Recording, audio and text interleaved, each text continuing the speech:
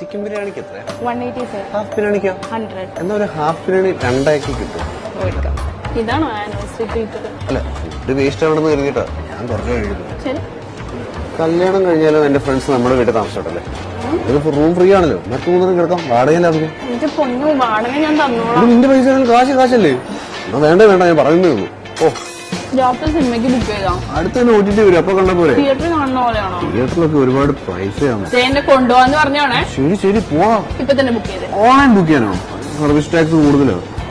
അതെ, ഇന്ന് എന്നെ ഒന്ന് പിക്ക് ചെയ്യണം. ബസ് ഒന്നും നടക്കില്ല, കാറിന് തന്നെ വന്ന് പിക്ക് ചെയ്യണം. ട്രാൻസ്പോർട്ട് ഉപയോഗിക്കണമെന്നാണ്. പെട്രോള് ഞാൻ അടിച്ചു തരാം. അതിന്റെ ആവശ്യമൊന്നുമില്ല, ഞാൻ കാർ എടുക്കാം.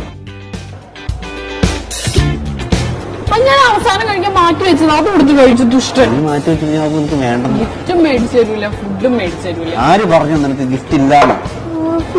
മനസ്സിലായി. അതെന്റെ ഫേവറേറ്റ് മേക്കർ